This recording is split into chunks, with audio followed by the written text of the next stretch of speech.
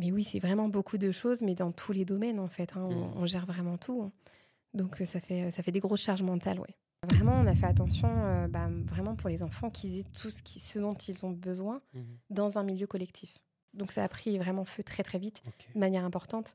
Donc, vraiment, peut-être 4 à 5 minutes après, un appel, on évacue.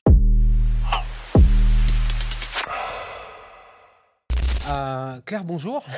Bonjour. Bienvenue dans Odyssée. Merci. Odyssée, c'est un petit podcast où j'ai le privilège et l'immense honneur et plaisir de recevoir des entrepreneurs que j'ai croisés, que j'ai le plaisir de croiser durant mon périple à moi, aussi en tant qu'entrepreneur chez Dojo Digital. Et toi, on s'est rencontrés au Créalab 2023, n'est-ce Oui, c'est pas? ça. Quel souvenir tu en gardes? J'en garde un bon souvenir, plein de rencontres avec d'autres entrepreneurs comme toi. Ouais. Et finalement, maintenant, on se recroise à d'autres événements. Donc, c'est super sympa. C'est vrai qu'on s'était vu la dernière fois, c'était à la CCI. Oui. Tu étais avec Aurélie? Oui. Ouais. Aurélie, qui est une autre entrepreneur qui a participé au Créalab, même promo. Oui, c'est ça. Ouais. Et tu sais, à l'époque, toi, tu avais un profil assez particulier parce que tu étais déjà bien mûr et bien en amont en fait, de ton activité. Là, on va parler de ton activité, justement. Et qu'est-ce que tu étais venu chercher à ce moment-là, dans le Créalab? Alors, je ne savais pas exactement ce que j'allais trouver. J'ai vu le programme passer, tout simplement, et je me suis dit, pourquoi pas... voilà, c'est un programme d'entrepreneurs. Donc, je ne sais pas ce que je vais découvrir, mais en tout cas, je vais rencontrer d'autres entrepreneurs et je vais peut-être apprendre des choses. Ok. Voilà un peu l'idée des départs. Ok, donc ton besoin, c'était purement développer ta curiosité et voilà, il n'y avait pas Rencontrer du d'objectif. monde et Ouais. apprendre les choses que je pourrais apprendre, mais Ok. sans avoir d'objectifs concrets Ok. à atteindre. Ok, parfait. Super. Alors, parlons de ton projet, parce que quand on a en fait une activité, des fois, ça vient combler un besoin qu'on aurait identifié quelque part. Et puis, des fois, ça vient combler un besoin qu'on a soi-même, tu vois. Et là, pour le coup, c'était ton cas. Est-ce que tu peux parler Oui. déjà de toi, qui tu es, et à quel moment tu te situes là aujourd'hui, et de ton activité, s'il te plaît? Alors du coup, je suis Claire, j'ai 33 ans et effectivement, l'idée est venue quand j'ai eu ma première fille, donc Chloé qui a 7 ans maintenant, bientôt 8. Du coup, jeune maman, pas du tout du domaine de la petite enfance. Je travaillais à temps plein, donc j'ai cherché un accueil. Sans réfléchir à la mettre en crèche, j'ai cherché des assistantes maternelles. Sans savoir quoi poser comme question parce que c'est un domaine que je ne connaissais pas du tout.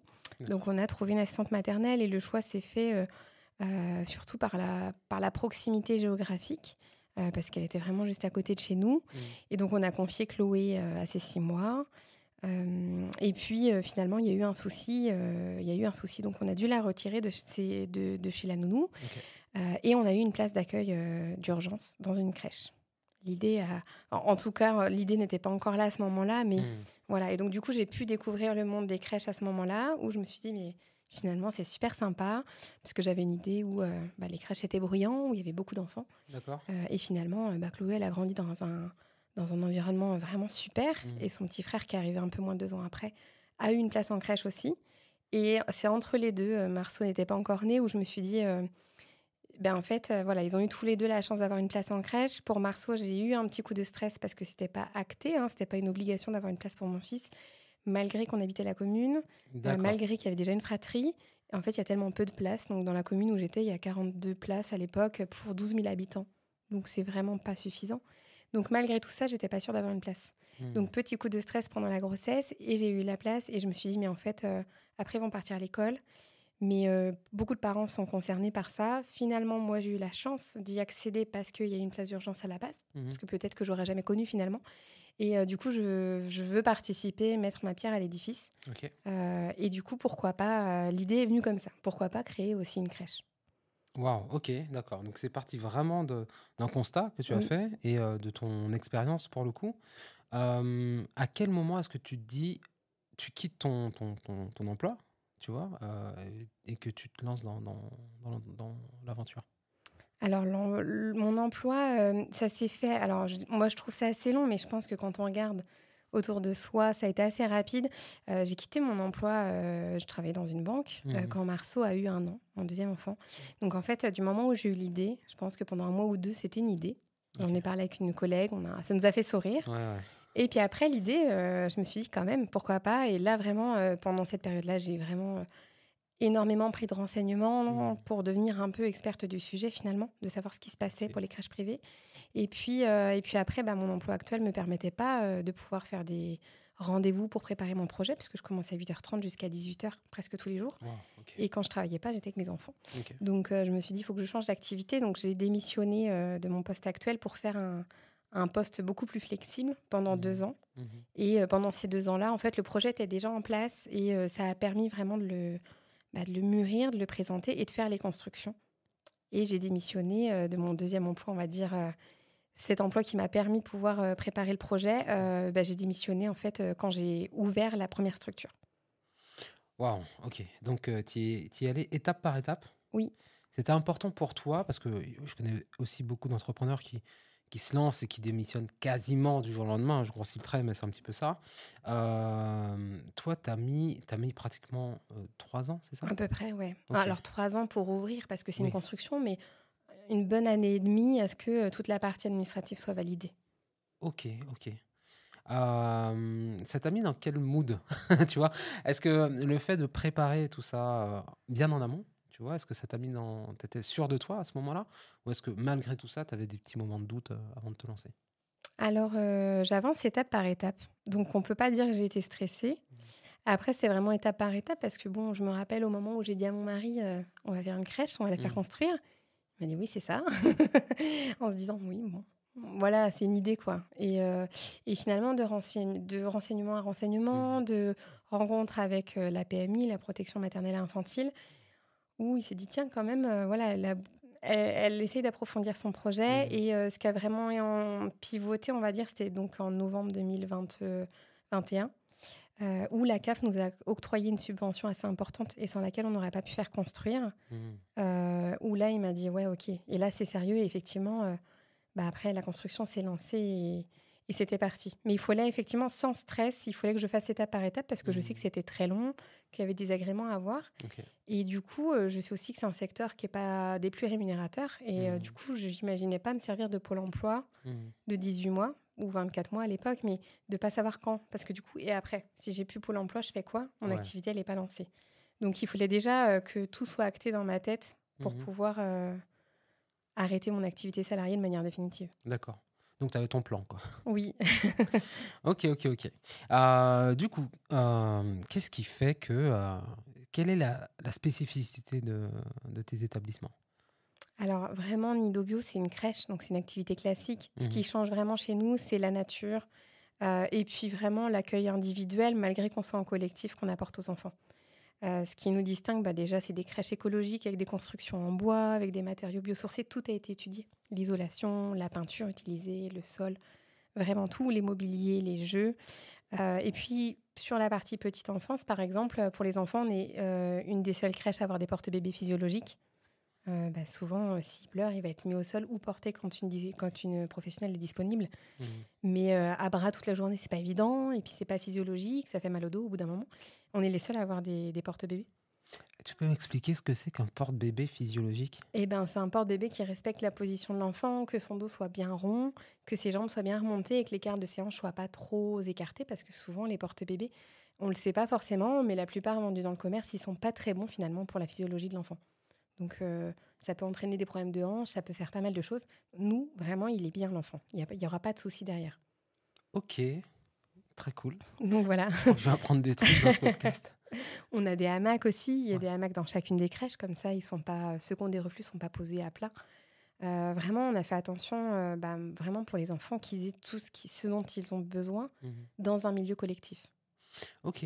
Est-ce que tu peux parler de tout ce que tu as mis en place? Parce qu'on a déjà discuté, je connais un petit peu le projet, pas dans son intégralité, mais je crois comprendre que tu as pas mal d'innovations, on va dire, en termes d'espace et d'équipement et même de qualité d'accueil, en fait. En tout cas, sur le territoire. Est-ce que tu peux parler de tout ce que tu as mis en place pour vraiment optimiser le bien-être des enfants qui sont chez toi? Oui, alors, excuse-moi. Non, je t'en prie. Oui, effectivement, les crèches, quand on compare d'équivalent à équivalent, donc des micro-crèches, c'est 12 enfants. Donc déjà, c'est vraiment des accueils en petit nombre. On a quand même, en termes de mètres carrés, on a des grandes crèches finalement, parce que on a un référentiel bâtimentaire qui nous dit qu'il faut que ce soit tant minimum. Et souvent, les crèches sont à 130, 135 parce que les mètres carrés, c'est de l'argent. Donc, se mettre au minimum, nous, on est à 150 mètres carrés sur chacune des crèches. Pour pouvoir justement avoir de l'espace, on a des salles sensorielles. Donc, c'est des salles Snozellen. Ça, c'est pareil dans toutes les crèches. Certains ont des éléments en salle de vie. Et nous, on a une salle dédiée à ça. Donc, les enfants, les salles sensorielles, en fait, c'est une salle de 10 mètres carrés à peu près, avec des colonnes à bulles qui changent de couleur, qui changent d'intensité, de la fibre optique qui change de couleur. Les enfants peuvent la toucher, la manipuler, jouer avec. On a un aquarium UV, donc c'est un aquarium sans eau, mais c'est vraiment avec plein de formes différentes. Il y a vraiment plein de choses, des ampoules UV, plein d'accessoires en fait, vraiment sensoriels, et les enfants adorent ça. Et ces salles-là, elles ont été créées vraiment à la base dans le milieu du handicap. Donc on peut en retrouver dans les IME de l'Aube. Mais dans les crèches, souvent, c'est quelques éléments. Voilà, nous on a vraiment dans chaque structure des pièces dédiées à ça qui sont vraiment très bien équipées. Et donc on accueille des fois des enfants porteurs de handicap, mais des fois non. Mais même les enfants qui n'ont pas de handicap, ils adorent ça. Les enfants en bas âge, on y passe 15 minutes, 20 minutes. Ça peut les détendre. Ils peuvent aussi s'amuser. Ce n'est pas forcément un endroit où on se repose. Mais vraiment, c'est un lieu d'éveil, de curiosité. Voilà. Ils jouent, on les regarde, on les laisse agir. Donc ça, vraiment, c'est une belle innovation qu'on a pu mettre en place chez nous. Après, même par rapport aux transmissions, que ce soit parce que du coup, on prend soin des parents aussi. Il n'y a pas de cahier, on a tout en digital. Donc, on fait des transmissions avec les parents, mais on a des tablettes. On note, donc en hauteur, les enfants ne voient pas les écrans, mais on note tout dessus. Okay. Et puis, eux, de leur côté, les parents, ils ont l'application. Donc, même dans la journée, ils peuvent jeter un coup d'œil et voir si tout va bien. Il y a un chat, ils peuvent nous envoyer un petit message s'il y a besoin. Nous, on peut mettre quelques photos. Ça évite les mauvaises écritures des professionnels et des fois, on a du mal à se relire. Et en plus, c'est assez interactif avec les parents. Donc, ça, c'est plutôt fluide. Voilà, vraiment chaque élément a été étudié. Les dortoirs des bébés, par exemple, c'est pareil, ils sont en partie vitrés. On a des dortoirs de grands où vraiment c'est des dortoirs classiques, mais pour les bébés, c'est vitré. Comme ça, quand ils se réveillent, déjà, ils sont jamais dans le noir complet. Mais s'ils se réveillent, tout de suite, ils ont vu sur un pro qui est soit dans le dortoir, mais soit en salle de vie juste à côté.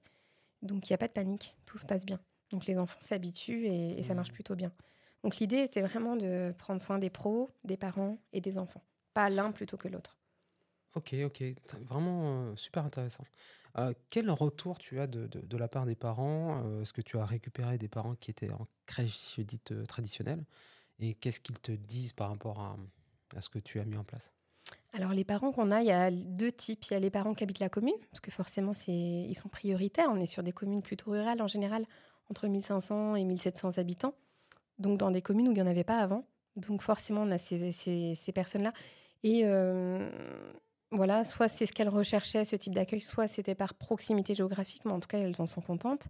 Et on a aussi des personnes qui nous disent, nous, en fait, à la maison, on essaie de faire attention parce qu'on va faire attention aux produits ménagers qu'on utilise. Les restes alimentaires, chez nous, ils vont aux poules. Et finalement, tout ça, on le dit aux familles. Et les familles nous disent, moi, c'est exactement les valeurs que je veux, c'est exactement ce que je fais à la maison. On a un cuisinier sur place qui fait les repas. Des fois, on se rend compte qu'on a les mêmes producteurs. Donc finalement, tout ce que vont rechercher les parents, ils le retrouvent aussi en collectivité. Et en fait, par rapport à une crèche traditionnelle, on leur dit pas, non, c'est trop contraignant, donc on fait ça. En fait, on n'agit pas bêtement. Donc quand on change les enfants, c'est pas une feuille de papier qu'on met en dessous, chacun a sa petite serviette en coton qu'on va laver. Et finalement, on montre aux parents. Et du coup, soit déjà, ils font à la maison, soit des fois, ça donne des idées aux parents. Pour nettoyer les mains des enfants, on a une râpe à savon, par exemple. Donc, c'est eux qui tournent un petit moulinet. Et ça fait une petite poudre de savon et ils se lavent les mains. Et les parents, des fois, ils découvrent ça chez nous. Ils ne connaissaient pas. Ah, mais c'est super, on va mettre ça à la maison. Et donc, en fait, ça fait vraiment du sens et du lien par rapport aux valeurs qu'ils peuvent déjà avoir. Donc, les parents sont très contents finalement d'avoir une place dans nos crèches. Ok. Là aussi, très, très, très intéressant. C'est assez surprenant de... On se pose la question pourquoi ça n'a pas été fait avant, tu vois, quand on entend tout ce que tu fais. Alors, je sais qu'il y a la branche Montessori, en fait, qui met en place certaines des choses que toi aussi tu mets en place. Enfin, c'est une pédagogie qui est différente et qui est très axée sur l'enfant et son éveil et son écoute. En tout cas, c'est ce que tu proposes aussi à ta manière, quoi. Mais en tout cas, Oui. c'est assez innovant sur le territoire. Oui, alors après, je pense qu'on dépoussière une activité qui existait déjà, en fait. Donc, finalement, il y a aussi, par exemple, les transmissions sur cahier. Et puis, tout ça a un coût, mais si on va sur des crèches qui étaient plutôt publiques, vraiment le marché était vraiment sur du public avant. Donc finalement, ça avait des coûts. Donc le cahier marchait très bien. Et pourquoi changer ? Donc il faut aussi changer les mentalités. Et après, nous, maintenant, le secteur privé reprend la main. Et c'est important d'apporter de nouvelles choses et de pouvoir se documenter, de voir ce qui marche et ce qui ne marche pas. Et nous, on est vraiment là-dedans. En fait, même les équipes, on les concerte, on fait des formations.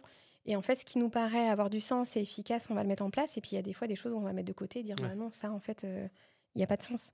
Donc, je pense que l'avantage d'avoir une nouvelle entreprise jeune, créative et plein d'envie, ça permet aussi d'apporter de nouvelles choses, en fait. Et puis, il y a le côté aussi où c'est privé et on a la main sur ce qu'on fait. Et donc, du coup, ce qu'on veut mettre en place, on arrive à le mettre en place. On n'a pas besoin d'avoir plusieurs décideurs au-dessus qui vont valider ce qu'on fait. Ouais, clairement.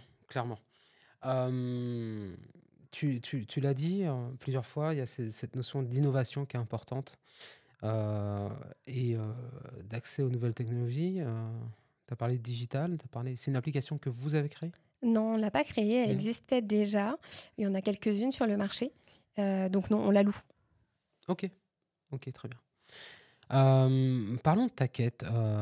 Du coup, on en a un petit peu parlé, mais avec ton activité, où est-ce que tu veux aller ? Quelle est la limite que tu te donnes ? Aujourd'hui, tu en es à 4 crèches, c'est ça ? 3 crèches ouvertes. 3 crèches ouvertes. Oui. Ok. Dont une inauguration toute récente, toute jeudi récente. Dernier. Est-ce que tu peux nous parler de ça ?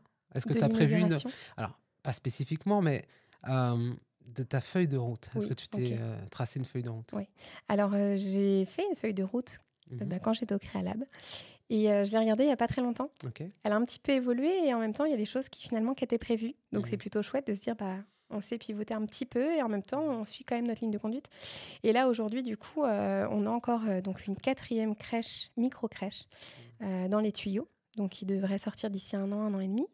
Et on a aussi un projet de grosse crèche, en tout cas petite crèche, mais plus format micro, de crèche inter-entreprise sur le parc du Grand 3. Ça, c'est dans 4 à 5 ans, c'est ce qui va sortir.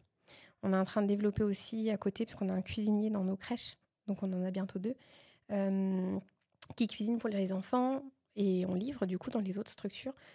L'objectif est de pouvoir proposer aussi aux autres crèches qui ne seraient pas Nido Bio de pouvoir les livrer pour les repas. Ok. Et ça, c'était sur la feuille de route ou c'est... Alors, la cuisine sur place, oui. Vendue à d'autres crèches, à la base, non. L'idée nous est venue parce qu'on a créé la société pour des avantages financiers de vraiment distinguer cuisine et crèche. Et en fait, une autre crèche privée nous a sollicité à dire mais moi, je vous prendrai tout de suite les repas. Et finalement, on n'était pas prêts. Et du coup, l'idée a germé de se dire finalement, pourquoi pas ? Nous, on peut faire une crèche ou deux de plus. Voilà. Ok. D'accord, super. Tu parles beaucoup de nous. Quand tu dis nous, c'est qui ? C'est ton équipe ? C'est ton mari et toi ? Alors, il y a plusieurs nous. Plusieurs nous, ouais. La construction, c'est clairement mon mari et moi. Et puis, vraiment, Nido Bio, même si c'est moi qui a créé, on va dire, le noyau dur, et je fais attention à ce qu'on respecte les fondamentaux, les valeurs, je ne ferai rien sur les équipes. Donc, effectivement, les équipes me portent aussi beaucoup et sont acteurs. Et on les a recrutés vraiment en appuyant sur nos valeurs fortes. Pour qu'elles s'en imprègnent et qu'elles fassent vraiment partie. Et c'est le cas. Donc c'est plutôt chouette. Alors, quand tu parles d'équipe, vous êtes combien ? Alors là, depuis le mois de mars, maintenant qu'on a ouvert la 3e structure, on est 18. Waouh, ok. Ça fait beaucoup en si peu de temps ? En si peu de temps, oui. Ok, donc croissance quand même. Croissance très rapide de l'entreprise, donc qui change pas mal d'organisation, qui se structure, mais qui se structure bien. Donc, mais oui, c'est beaucoup de travail. Ouais, et comment tu gères du coup les recrutements ? Tu parlais beaucoup de valeurs tout à l'heure. Tu dis que le personnel est recruté par rapport à ces valeurs qui sont communes et auxquelles tu tiens. Vraiment, tu as un cahier des charges, j'imagine. Comment ça se passe les recrutements dans l'Aube ? Est-ce que c'est facile ? Est-ce que tu vas chercher des gens ailleurs ? Comment ça se passe ? Alors, on fait... alors, du coup, pour recruter, on est un peu sélectif dans le sens où j'en fais partie. On a Solène, notre éducatrice de jeunes enfants, qui va vraiment étudier, en tout cas, et échanger avec les candidats sur tout ce qui est projet pédagogique et nos valeurs. Et puis, Adrienne, qui est consultante RH. Et donc, elle, plutôt sur le comportement, sur les qualités, sur les axes d'amélioration des personnes qu'on va recevoir. Vraiment pour pouvoir les situer. Et puis après aussi pour pouvoir faire matcher les caractères. Parce que des fois, on a cette liste de candidats en disant elles sont super, et puis finalement si on les met ensemble, est-ce que ça ira bien ? Donc, c'est pas toujours évident. Donc, on a vraiment, nous trois, en fait, on les reçoit toutes. Et puis après, on essaye de faire matcher des caractères. On essaye vraiment de voir que, voilà, est-ce que ça ira bien chez nous, de pouvoir projeter. Donc, généralement, on travaille plutôt bien. Ça peut arriver de se tromper aussi. Et après, le recrutement, alors c'est oui et non, c'est pas forcément dur. Dans le secteur de la petite enfance, il y a des grosses pénuries. Donc, pour le coup, nous, on a la chance de ne pas être confrontés à autant de pénuries. Hein. Quand on poste une annonce, on a des candidats. Ok. Quand on voit d'autres structures qu'on n'a pas. Quand on a ouvert Sainte-Maure, c'était la première, on a eu 90 candidatures pour 4 postes. C'est énorme. Donc, c'était énorme. Ouais. Ah, ok. Là, maintenant, on en a un peu moins. On est plutôt sur 30 à 20 candidatures par ouverture de structure, mais ce qui est déjà très bien. Et du coup, ça nous laisse... on peut avoir le choix, en fait, tout simplement. Donc, c'est plutôt chouette. Et vraiment, parce que c'est nos valeurs, parce que c'est notre fonctionnement, je pense qu'il fait la différence. Ok. Alors, début des travaux de la première structure en 2021, c'est ça? Non, un peu plus tard. Plus tard, tu as eu les financements en 2022. Oui, oui, juillet 2022. Juin 2022, ok. On va dire que ça fait 3 ans. On va dire que ça fait 3 ans. On peut? Oui, on peut. Comment est-ce que tu regardes dans le rétroviseur? Est-ce que j'ai pas le temps. T'as pas le temps? Non, j'ai pas le temps. Après, je sais qu'on va vite. En fait, je sais que les crèches, financièrement, il faut qu'on ait plusieurs pour pouvoir économiser les coûts et être rentable. Et du coup, en faisant celle de Sainte-Maure, donc oui, les travaux étaient en juillet 2022 et on a eu les murs en octobre 2022. Et en décembre, je voyais déjà le maire pour Saint-Par-les-Vaudes pour pouvoir démarrer la deuxième crèche. Parce qu'il fallait qu'on aille vite et je savais qu'on n'avait pas le temps d'attendre 2 ou 3 ans de fonctionnement d'une première pour pouvoir se développer. Ok. ça donne pas le tournis? Non, mais ça fatigue. Ouais. Et oui, là, effectivement, la 4e crèche où on a toujours été, mon mari et moi, à accélérer les choses. Et par exemple, Saint-Lié, on a fait une construction en 5 mois. On a commencé les travaux fin août et début février, on avait fini.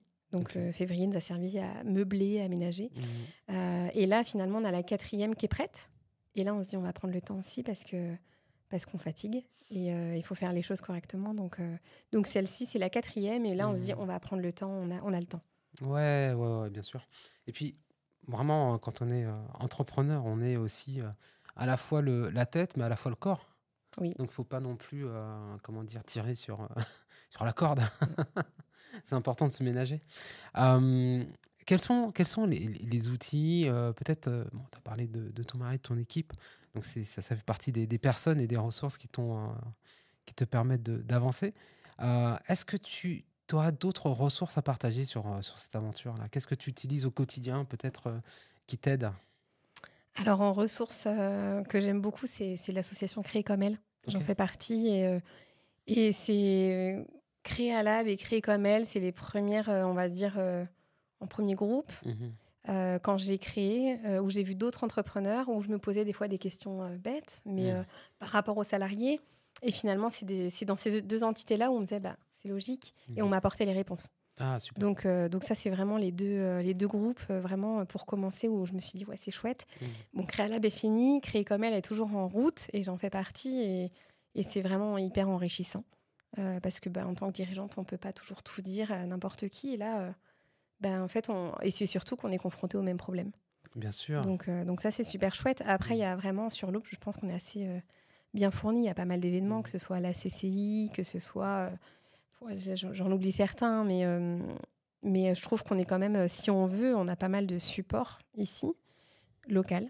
Et puis, moi, pour le coup, domaine vraiment micro-crèche, petite enfance, il y a une association aussi de gérants indépendants dont je fais partie. Et donc, tout ça, ça nous renseigne beaucoup, en fait. Hein. Même moi-même, je fais une veille constante sur ce qui se passe, sur la réglementation. Mais là, en plus, ça alimente, ça permet d'échanger de ce qui se passe dans d'autres structures. Donc, ça, j'hésite vraiment pas à les partager aussi avec d'autres gestionnaires. Ok. Du coup, vous êtes nombreux, ça, c'est dynamique comme tissu? Oui, alors sur l'Aube, du coup, je suis la seule à en faire partie, mais on a à peu près 350 gestionnaires dans ce groupe-là, 2 crèches. Donc, ça fait quand même 360 personnes qui font la même activité que moi, Répartis sur le territoire. réparties sur le territoire. National, hein, on est d'accord. National. Ouais. Ok, Ouais. ok. Ça fait pas beaucoup au mètre carré. Ça fait pas beaucoup au mètre carré, mais en même temps, on a tous la même volonté et c'est Oui. super important. Et on échange librement. Donc voilà, on peut même, avec certains, on a même prévu de se rencontrer et de faire visiter nos structures pour comparer. Ah, stylé. Donc c'est sympa.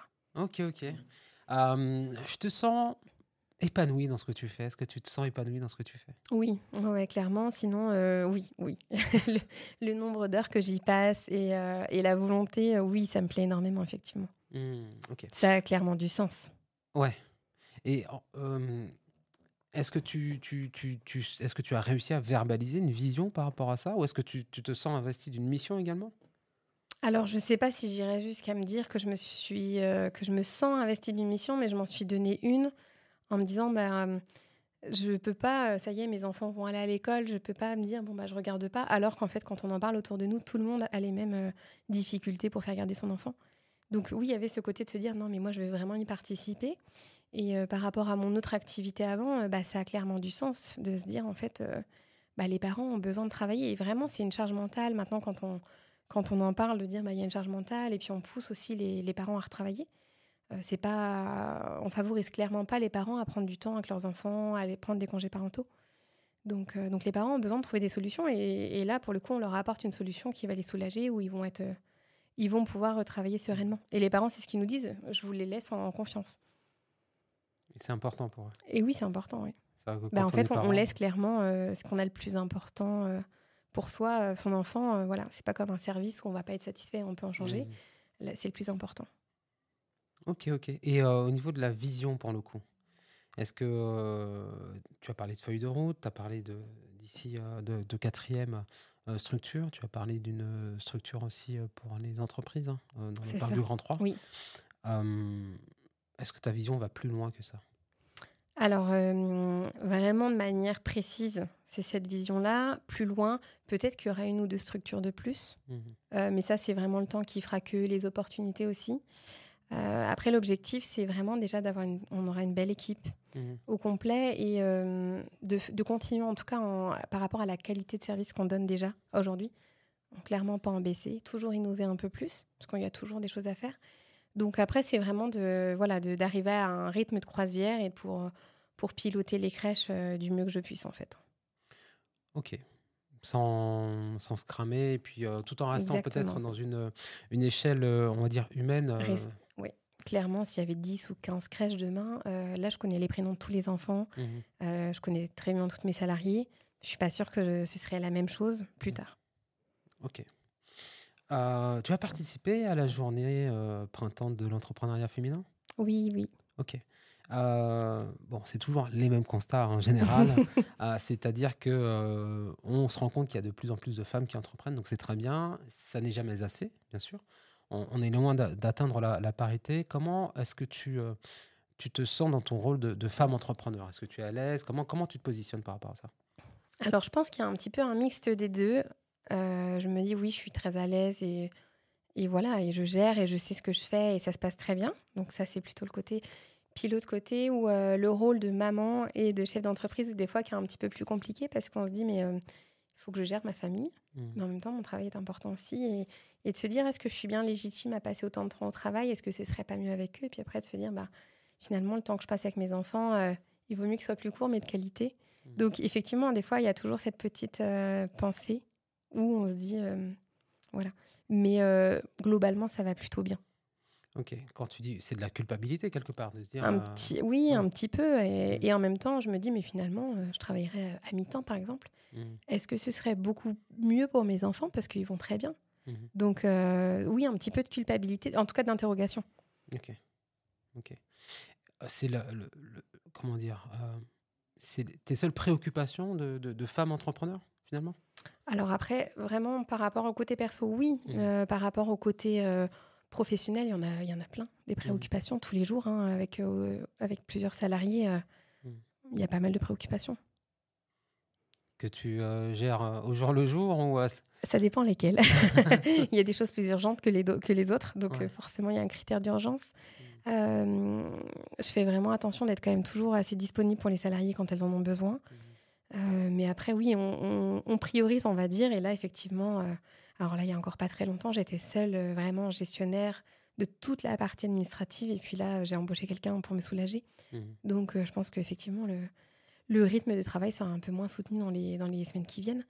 Mais, mais oui, c'est vraiment beaucoup de choses, mais dans tous les domaines, en fait. Hein, Mhm. on gère vraiment tout. Donc, ça fait des grosses charges mentales, ouais. Oui, mais on en parlait juste en introduction, mais quand on entreprend, on a tellement de casquettes. On C'est doit ça. voilà, gérer la partie comptabilité, Mhm. finance. On est la façade aussi, on a la carte de visite de Oui, notre propre activité. Donc, je pense que tu es souvent en contact avec les parents aussi. oui. Voilà, beaucoup de casquettes qui font que peut-être on se sent débordé. Est-ce que tu as vécu en fait ce truc de se dire, mais comment je vais pouvoir gérer tout ça? Alors, pas comment je vais faire, mais des fois, oui, effectivement, énormément de travail. Et du coup, maintenant, j'avais fait une pause avec Émeline Foisset, Ok. qui nous disait comment s'organiser, etc. Et des fois, on se dit, mais quand on voit l'intitulé, est-ce que vraiment j'en ai besoin? Parce que je suis organisée. Mais effectivement, comme tu as dit, tu as les impôts, tu as les réseaux sociaux, tu Mhm. as les parents, tu as 1000 choses, toutes les plus différentes les unes que les autres. Et comment je vais faire pour faire tout ça? Et du coup, effectivement, moi, je me fais beaucoup de to-do list. Mhm. Et puis après, je fais par priorité, Ok. vraiment. Et après, je règle. Et je suis très contente d'avoir Mhm. barré. Et avant, je me faisais des to-do list énormes. Et le Mhm. soir, je me disais, j'en ai pas fait la moitié. Mhm. Du coup, voilà, je suis pas satisfaite. Et donc maintenant, je les fais un peu moins. J'essaie d'être plus structurée. Et en fait, on travaille à cette charge mentale, Mhm. clairement. Mhm. Est-ce que tu sens la différence entre quand tu étais salarié et quand tu es devenu entrepreneur? Est-ce que tu sens que tu es une personne différente? Tu es allé chercher, puiser des ressources aussi intérieures, parce que pour moi, l'entrepreneuriat, hein, et je parle vraiment pour moi, mais c'est un des chemins qui permettent le développement personnel. Alors moi, je pense que j'ai toujours eu un caractère assez fonceur. Mhm. Fonceur et réfléchi à la fois. Je fais Ok. pas n'importe quoi, mais à vouloir entreprendre, à avoir pas mal d'idées. Mon Mhm. cerveau travaille beaucoup et donc par rapport au côté salarié, ce qui est plutôt chouette, c'est de pouvoir réaliser ce dont j'ai envie Ok. sans avoir de barrière. Donc ça, c'est vraiment très chouette. Après, c'est sans filet. Alors moi, je me dis toujours que c'est sans filet, mais par rapport à d'autres entrepreneurs qui disent là, vraiment, il faut que je vende parce que j'aurai pas d'argent à la fin du mois. Mhm. Moi, je suis quand même dans un secteur assez sécuritaire finalement, Mhm. assez cadré, et à la fois, je suis assez fonceuse et en même temps, j'aime bien le cadre, les règles Mhm. que j'ai pu connaître dans mon ancien travail. Et du coup, je l'applique aussi dans les crèches. Mhm. Donc, c'est un petit peu à part. Je trouve que c'est vraiment un secteur d'activité où finalement, je suis entrepreneuse et en même temps, mon chiffre d'affaires, je le connais tous les mois. Ok, ouais. Donc, j'ai fait vraiment étape par étape. J'ai démissionné quand c'était le moment. Mhm. Après, j'ai eu Pôle emploi. Je savais la durée. Je Mhm. savais combien j'allais me payer Mhm. après. Donc, on va dire que pour l'instant, il n'y a pas de mauvaise surprise. Après, il y a aussi le côté des entrepreneurs où c'est les montagnes russes parce que la veille, je vais avoir une super nouvelle Mhm. et le lendemain, une nouvelle qui va me faire beaucoup moins plaisir. Qu'on n'a pas dans le milieu salariat parce que voilà, ça reste plus régulier, on va dire. Ah bah si, écoute, quand Jean-Jacques a oublié de remettre du café dans la machine, Oui, c'est mais tout. alors là, du coup, c'est plus des sujets. Est-ce qu'on peut parler de l'incident? L'incident, c'est de vendredi? Oui, Tu- l'incendie plutôt. L'incident incendie. Oui, Parce que ça fait partie des montagnes russes. oui. C'est-à-dire que, voilà, en plus, tu me dis que c'était vendredi soir. Bon, on a discuté un petit peu Vendredi avant. midi, oui. Vendredi midi, Oui, ok, d'accord. Bon. Vendredi midi, je veux dire, aux portes du week-end, tu oui. vois, et tu reçois un appel, c'est ça? Alors, du coup, un premier message d'une collaboratrice qui est sur place avec une photo d'un feu qui n'était pas encore très important en me disant le voisin est fou, il brûle des choses. Donc, Mhm. au début, on s'est dit c'est soit il brûle des cartons, des papiers, peu importe, dans son jardin. Mhm. Voilà. Et puis, 5 minutes après, parce qu'il y avait des produits toxiques. Donc, ça a pris vraiment feu très, très vite, Ok. de manière importante. Donc, vraiment, peut-être 4 à 5 minutes après, un appel, on évacue. Voilà. Donc, du coup, la crèche était évacuée. Mhm. Donc là, ça fait partie effectivement des montagnes russes où la veille, on faisait une inauguration et l'ensemble des équipes, sur les 18 salariés, il y en avait 15 de réunis à l'inauguration. Donc, super moment convivial et autres, avec les élus, avec les parents, vraiment un bon moment. Et puis, on referme la porte en disant on a une grosse semaine cette semaine, demain, ce sera plus relax. Et puis, bah, voilà, vendredi qui devait être à peu près calme, Calme. Ben ne l'était pas du tout parce que du coup, changement de destination, hein, j'étais sur une crèche en agglo troyenne et ben là, je suis partie directement vers Saint-Par-les-Vaudes. Voilà. Donc ça fait partie des montagnes russes, mais qu'il faut gérer. Et comment tu as géré? Et comment j'ai géré? Alors les équipes ont géré surtout, parce que moi j'étais pas sur place, donc les équipes ont évacué vraiment en voyant les proportions, ont évacué tout de suite. Et quand je dis que je suis fière des équipes, mais je pense que c'est global, on fait vraiment du bon travail parce que l'évacuation du coup devait se faire sur l'accès en voiture. En fait, on a une cour, un accès voiture et puis un accès piéton. Donc normalement, en cas d'évacuation, il fallait passer accès voiture et se retrouver devant le point de rendez-vous un peu plus loin. Okay. Sauf que le feu était là. Donc forcément, on ne pouvait pas. Et en fait, l'équipe a très bien géré. Du coup, on prend l'autre. Voilà, on prend le lit d'évacuation. On a des protocoles. On en avait reparlé un petit peu avant l'hiver. Et finalement, tout était encore en tête. Et moi, quand je suis arrivée, les enfants étaient déjà évacués dans une salle de classe à la mairie à 50 mètres, hein, avec les maîtresses qui avaient aidé les équipes qui avaient pensé à tout. Enfin, franchement, c'était un confinement de luxe. Il y avait les couches, les compotes, l'eau, il y avait tout. On avait des matelas, des jeux. Donc, elles avaient pensé vraiment à tout prendre. Elles avaient bien réagi. Et même si ça secoue, et voilà, les enfants étaient en sécurité. Les enfants souriaient et rigolaient. Donc... Ça a dû rassurer les parents d'autant plus, quoi. Oui. Et puis, ce qui fait très plaisir, c'est que je pense que maintenant, on est dans une génération où on communique beaucoup. Et après ça, on a vraiment fait étape par étape. Les pompiers nous avaient dit, n'appelez pas les parents. Parce que nous, on ne savait pas trop. On est confinés. Vraiment, c'était toxique. La fumée noire passait sur notre crèche. Donc, on s'est dit, on ne pourra pas réintégrer les lieux tout de suite. Ça ne va pas sentir bon. Il y aura du monoxyde de carbone et autres. Et donc, on s'est dit, on va rappeler les parents. Parce que les enfants ne vont pas rester... Et finalement, les pompiers ne voulaient pas que les parents viennent pour justement créer un peu plus de stress. Et puis nous, on s'est dit, oui, mais il y a Canal 32 et l'Est Éclair sur place. Donc les parents vont le savoir. Maintenant, on est tous connectés sur les applications. En plus, ça arrive en notification. Moi, je l'ai vu. Donc les parents allaient le savoir. Donc on a appelé les parents pour leur rassurer en disant tout va bien. On avait fait une photo qu'on avait mise sur l'application numérique du coup. Okay. Donc ils avaient vu, effectivement, il y avait 3 enfants qui ont fini par dormir, d'autres qui jouaient. Voilà, vraiment, tout était sous contrôle. C'était un peu atypique comme situation, mais tout allait bien. Et donc on les a appelés, voilà. Ce qui se passe, ne venez pas, on vous rappellera. Dès qu'on peut, on vous rappelle. Et puis finalement, 2 heures après, les pompiers nous ont déconfinés, donc on a pu rappeler les parents un par un. Okay. Qui sont venus chercher les enfants. Et du coup, ils n'avaient pas de chaussures, pas de manteau. Et donc, on leur a dit, on est vraiment désolés, on est partis comme ça. Et ils ont été très... Il n'y a pas eu de souci, tout le monde comprenait. Et le soir, on a eu 2 messages de parents pour nous féliciter parce que l'enfant, le soir, souriait, il était bien d'avoir assuré. Vraiment, donc voilà. Donc, c'est encore plus rassurant et vraiment, pour les équipes, c'est valorisant, en fait, de se dire, voilà... C'était un coup de stress, mais on l'a bien fait, on l'a bien géré, et les enfants sont contents et les parents aussi. C'est plutôt chouette. Eh ben, quelle aventure. Je te souhaite d'avoir plus d'inauguration que d'incendie. Je me le souhaite aussi. Parce que ça doit être quand même, malgré tout, que tout soit très bien passé, il y a quand même peut-être une grosse montée d'adrénaline à ce moment-là, quoi. Oui. Alors, poursuivons cette incroyable odyssée. Alors... J'ai une thématique qui s'appelle Level Up. C'est ces moments où, oui, peut-être que tu as eu des erreurs que tu as commises, peut-être que tu as eu des victoires aussi qui t'ont aidé à grandir. Est-ce que est-ce que tu as déjà identifié dans ce parcours entrepreneurial, en fait, justement des moments qui t'ont fait évoluer? Oui, alors, des fois, les erreurs, c'est surtout... en termes de gestion salariée, de se dire, voilà, je vais faire cette organisation-là, et puis finalement, ça ne convient pas forcément à tout le monde. En fait, c'est vraiment des essais. Après, on a toujours corrigé, donc on n'a jamais eu de drame, on va dire, mais plutôt des erreurs de se dire, tiens, je vais faire comme ça, je vais faire ça, puis en fait, ça ne va pas du tout. Je pense que moi-même, et puis même les membres de l'équipe, on est en capacité de réfléchir et de se dire, ouais, non, finalement, ça n'allait pas. On s'est déjà dit, non, ça, on a essayé, ça ne marche pas, donc on ne le fait plus. Et puis des fois peut-être un peu trop sympa avec les salariés et maintenant avoir plus de cadre, voilà, d'être plus rigoureuse, de me dire aussi moi je suis comme ça, je fonctionne comme ça, mais les autres fonctionnent pas tous pareil. Et donc il va falloir que j'applique des fois des méthodes qui sont pas forcément agréables pour moi, mais de l'appliquer pour que ce soit pareil pour tout le monde et que le sujet, si j'ai rencontré une difficulté, cette difficulté ne se reproduise pas en fait. Voilà. Ok.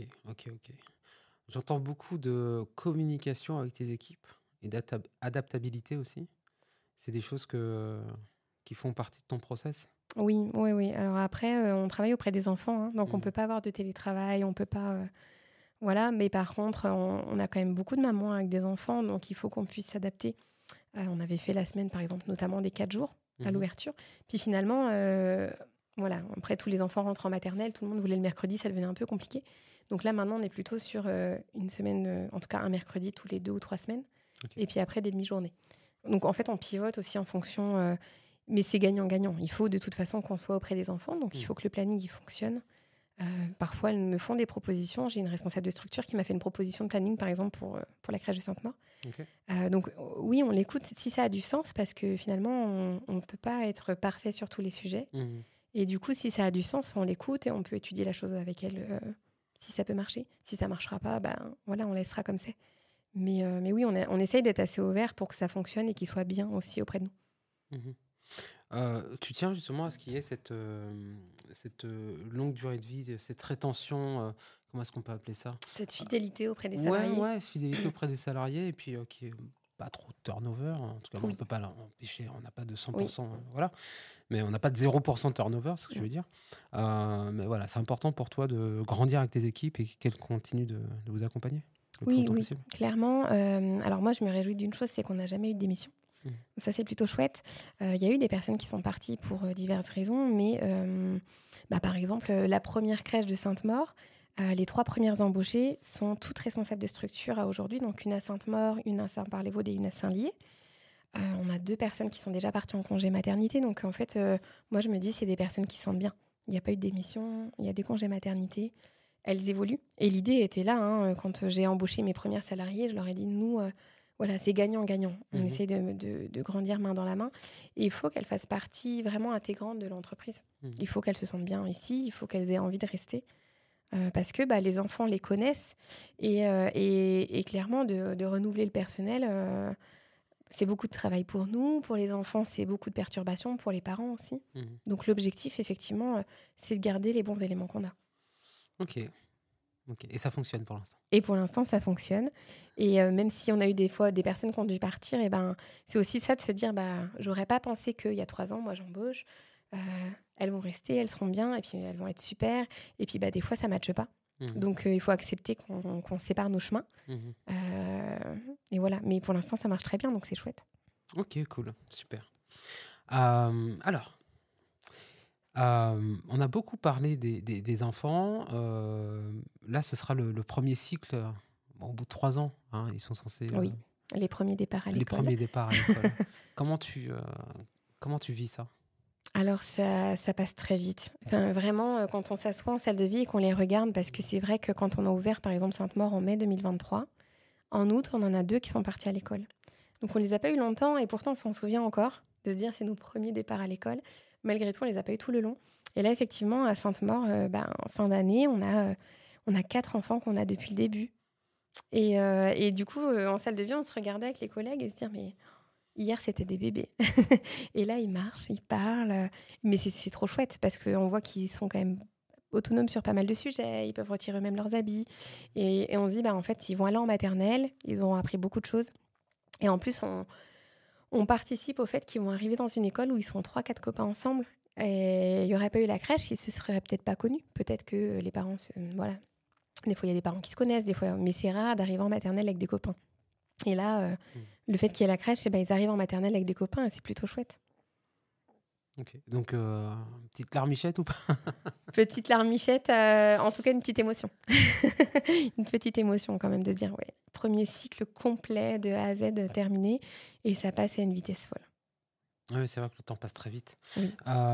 Et comment ça se passe pour les... T'as une liste d'attente, par exemple, pour les autres? On a des listes d'attente, ouais, sur tous les établissements. Ça dépend des structures, on a entre 40 et 50 préinscriptions par an. Lycée toute l'année, on en reçoit régulièrement, toutes les semaines, toutes les 2 semaines, on en a. Et on n'a que 3-4 places par crèche qui se libèrent. Donc sur chaque commune, on sait que nos critères de priorité sont d'habiter sur la commune et puis la date de la demande. Ça, c'est vraiment les critères prioritaires. Donc, ce qui fait que dans nos crèches, à Sainte-Maure, on prend que des enfants de Sainte-Maure. Et ainsi, ça me paraît être un petit peu différent puisque c'est des communes, c'est plutôt le Vaudois. Donc, on peut avoir Chappes, Ville-Moyenne, mais ça reste le Vaudois. Ok. Et Saint-Lié, c'est presque que des enfants de Saint-Lié. Donc là, on a ouvert Saint-Lié, on a 3 enfants qui ne sont pas de Saint-Lié, parce que c'est une ouverture et qu'il y avait 12 places. Et après, on fait attention d'avoir un tiers de grand, un tiers de moyen, un tiers de petit. Mais oui, après, il faut s'inscrire très tôt. Et en fait, on rencontre les parents souvent quand la maman elle est enceinte. Et puis, on visite. Et en fait, on se voit, on échange, en tout cas, soit physiquement, soit par mail ou par téléphone pendant 6 à 7 mois. Mhm. Et après, on accueille l'enfant. Ok, donc ouais, c'est vraiment beaucoup en amont, quoi. C'est vraiment beaucoup en amont. Et pour avoir une chance, on va dire, à 70% d'avoir une place, il faut s'inscrire quand on est enceinte de 3 mois. Des fois, on est au courant avant les proches. Ah oui, ok. Donc c'est vraiment, si Ok. vous vous inscrivez au mois de juin pour une place en septembre, même si on habite la commune, c'est sûr qu'il n'y aura pas de place. Mhm. Et en termes de tarifs, comment tu te situes par rapport aux autres crèches ou Alors, les crèches privées, si tu compares, alors ça dépend des familles, mais si tu compares des familles plutôt modestes par rapport aux crèches publiques, on est un peu au-dessus parce que les parents nous payent et après, ils ont l'aide de la CAF en plus. D'accord. Alors que vraiment des personnes à très très faible revenu, en crèche, ils vont payer que le reste à charge et qui va être vraiment à des seuils très très bas. Donc, et nous, on n'a vraiment que l'argent des parents pour faire fonctionner la structure. Donc là, par rapport à ça, effectivement, on sera plus cher. Par rapport à 2 parents qui travaillent avec des revenus légèrement supérieurs, on va être presque à l'équivalence. Et par rapport aux assistantes maternelles, on est souvent en dessous parce que c'est lissé, nous, sur l'année. Et là, les assistantes maternelles ont des frais d'entretien à rajouter tous les jours, ont des frais de fin de contrat, alors que nous, c'est un service. En fait, les parents payent la même chose tous les mois. Donc, par rapport à une assistante maternelle, on est généralement un petit peu moins cher. Ok. Voilà. Moi, par exemple, je suis passé par une assistante maternelle pour mon fils, jusqu'à ses 3 ans, jusqu'à son entrée en crèche. Pour le coup, je sais plus, on devait être à moins de 70 € par mois, je crois. Par mois. Ouais. Oui, après, ça dépend vraiment des revenus parce que certains revenus, chez les assistantes maternelles, ils n'ont pas le droit à la CMG de la CAF parce qu'ils dépassent ils ont des revenus trop importants. Et en micro-crèche, ils ont tout le temps une aide. Même quelqu'un qui aurait des revenus à 150 000 € par an, il va avoir au moins 700 € d'aide par mois et en tout cas les revenus les plus faibles, jusqu'à 960 et quelques. C'est énorme. Donc oui, mais alors parce que la crèche de base coûte plus cher au tarif de l'heure qu'une assistante maternelle. Okay. Mais du coup, c'est ce qui fait que... Et puis en plus, il y a aussi le fait que on a des parents, par exemple, qui ont leurs enfants 5 jours par semaine chez nous. Donc ça fait généralement des belles factures. Mais des parents qui ont 2, 3 ou 3 jours et demi d'accueil, parce qu'il y a un parent qui a 80% ou il y a un grand-parent qui reprend, finalement, avec l'aide de la CAF, c'est pas proportionnel. Donc, il faut juste qu'ils aient 15% de reste à charge. Donc, finalement, des fois, ça leur coûte vraiment pas cher. S'ils ont une facture par mois à 1 000 € et qu'ils ont entre 700 à 900 € d'aide, finalement, il reste pas grand-chose. Et le reste à charge, en plus, il y a un crédit d'impôt qui est plafonné, mais il y a quand même un crédit d'impôt dessus. Ok. Donc, c'est pas le côté prix n'est pas un frein à la microcrèche. De premier abord, oui. La seule différence, c'est qu'il faut effectivement avancer cette trésorerie pendant 5 à 6 jours, le temps que la CAF reverse l'argent de l'aide sur le compte. Ok. Il faut quand même avoir un petit peu de cash. Il faut avoir un mois d'avance, effectivement. C'est plutôt bien. Un mois d'avance, d'accord. Ok. C'est bon à savoir. Comment ça se passe, du coup, tu parlais des inscriptions, de la liste d'attente. Est-ce qu'il faut passer sur le site internet? Il faut appeler Oui. En fait, les parents, des fois, nous appellent directement, mais c'est, je pense, 80% des cas où on a la préinscription directe sur les réseaux sociaux. Parce que souvent, ils cherchent un petit peu où est-ce qu'ils vont accueillir leurs enfants et du coup, ils tombent sur nos réseaux sociaux. Donc là, il y a le lien. Donc après, il n'y a plus qu'à se préinscrire et ce même lien est présent sur notre site internet aussi. Donc, s'ils font la préinscription, nous, derrière, on reprend contact. Ça peut arriver qu'ils appellent directement la mairie, puisqu'avant, les crèches étaient beaucoup publiques. De se dire, j'ai entendu parler qu'il y avait une crèche, j'appelle la mairie pour savoir qui c'est. Et dans ce cas-là, la mairie nous donne nos coordonnées. Okay. Mais vraiment, 80% passent directement, sont assez digitales. Et ça tombe bien parce que nous, c'est ce qu'on va proposer aussi. Mais du coup, les préinscriptions tombent souvent sans avoir un premier contact avant. Ok. C'est super ça. Oui. oui. Bon, next level, c'est quoi la suite pour toi quand on se projette? Bon, tu as déjà parlé Ouais. des projets, tu as parlé de tout ça. Alors peut-être pas sur le plan professionnel pour le coup. Est-ce que sur le plan personnel, tu as d'autres projets? Est-ce que tu vas acheter un yacht, une maison, une voiture? Alors là, je suis en train de faire construire ma maison, OK. ce qui explique aussi que la quatrième, on est un peu plus détendu sur les délais. Non, vraiment, ça va avec le côté pro, en fait, hein. On avait vendu notre maison pour commencer ce projet-là, donc on était locataire pour l'instant. Mmh. Et donc c'est vraiment, avoir ma maison à moi, être Mmh. bien chez moi, et structurer, comme il faut les entreprises, prendre le temps, voilà, fournir du travail de qualité et en fait, avoir un rythme de croisière sur tout, sur la vie familiale, Mmh. sur le travail, Mmh. sur la maison, voilà et prendre un petit peu plus de temps pour moi aussi parce que là, les minutes, les heures, tout était compté Ouais. et l'objectif, c'est de se dire: «Bah, voilà, là, je peux prendre une journée par-ci par-là si j'en ai Mmh. besoin», alors j'arrivais de temps en temps à le faire, mais Mmh. sans que ce soit, en travaillant le soir ou, Ouais. voilà, reprendre un rythme plus adapté, j'ai envie de dire. OK, bah, écoute, je te remercie d'avoir trouvé du temps pour venir et pour qu'on puisse, échanger, discuter sur cette belle aventure entrepreneuriale que tu as lancée. Je te remercie pour, ta présence, pour, cet échange. Est-ce que tu aurais un petit mot de la fin pour, les gens qui nous écoutent? Des femmes qui entreprennent, des hommes qui Mmh. entreprennent, qui se lancent, tu sais, il y a cette notion de peut-être que ton métier, précédent, t'a permis de bien structurer, d'avoir cette notion, financière importante. Est-ce que tu veux en dire un petit mot Mmh. rapidement?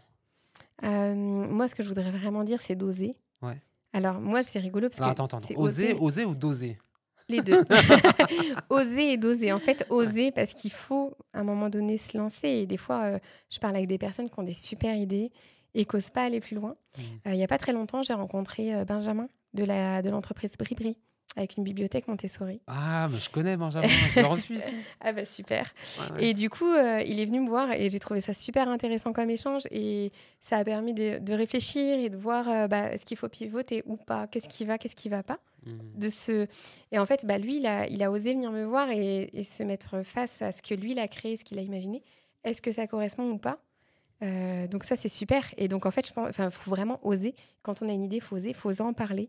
Je pense qu'il y a beaucoup d'entrepreneurs qui osent pas forcément, de peur qu'on leur prenne leurs idées. Ouais. Mais je pense qu'il faut la tester, il faut oser, il faut en parler, ça, c'est indispensable et puis, il faut bien s'entourer. Mmh. Ça, c'est vrai que j'en ai pas parlé, mais, je me félicite d'avoir fait des bons choix, que ce soit l'avocat, la comptable, Chloé, notre infirmière puéricultrice, Solène, l'éducatrice. Vraiment d'avoir fait les bons choix autour de moi Mmh. pour que ce que moi je fasse, ce soit pas complètement déformé et Mmh. qu'on avance tous, dans la bonne direction et même s'il faut les pivoter, on l'aurait fait. Mais vraiment de bien s'entourer, ça, c'est pas important, mais d'abord, il faut oser, ça, c'est sûr. Oser, pas à n'importe quel prix. Oser C'est-à-dire pas que moi, je ouais. l'ai fait effectivement, oser, doser, moi, Mmh. je l'ai fait, mais en mettant sur papier, effectivement, mon ancien travail, m'a permis de pouvoir gérer la partie financière, mais Mmh. de me dire: «Bah, OK, je fais ça, mais comment?» Mais en fait, de savoir exactement les retombées, même si, bah, quand on crée un business, on fait un business plan, puis quand on le regarde l'année d'après, bah, il est pas exactement identique. Mmh. Mais en tout cas, C'est une base. c'est une base et oui, voilà, d'y aller. Il faut oser sans y aller, sans se jeter dans le vide, sans filet, par exemple. Voilà, c'est vraiment Ouais. ça. OK, d'accord.